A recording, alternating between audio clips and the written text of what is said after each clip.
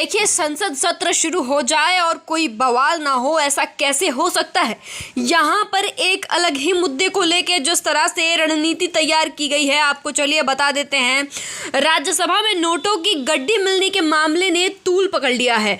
आपको बता दें, विगत 6 दिसंबर सभापति जगदीप धनखड़ ने संसद की कार्यवाही के दौरान कहा कि एक दिन पहले संसद से 500 रुपए के 100 नोटों की गड्डी मिली।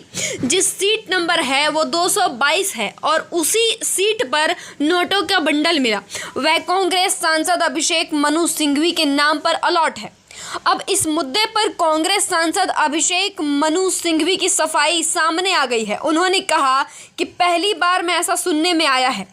मैं जब भी राज्यसभा जाता हूं तो एक 500 रुपए का नोट साथ लेकर जाता हूं। मैं कल दोपहर 12:57 पर जब मैं घर से निकला और वहां पहुंचा और करीब 1 बजे सदन चालू होता है।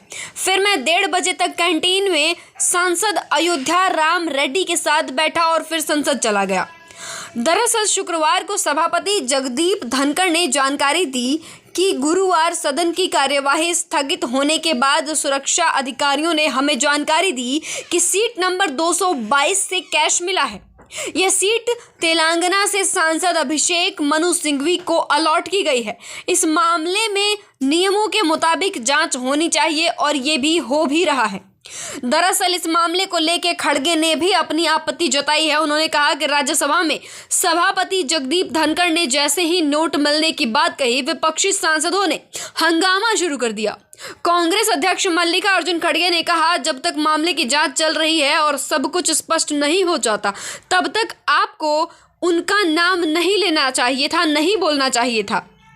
खड़गे के बयान पर सत्ता पक्ष के सांसदों ने हंगामा किया। इस पर खड़गे ने कहा कि ऐसा चिल्लाकर और चिल्लर जैसा काम करके ही देश को बदनाम किया जा रहा है।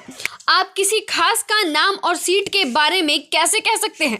खड़गे ने आरोपों पर सभापति ने कहा कि उन्होंने ये बात बताया है कि किस सीट पर मिला है और ये किसे अलॉट की गई थी।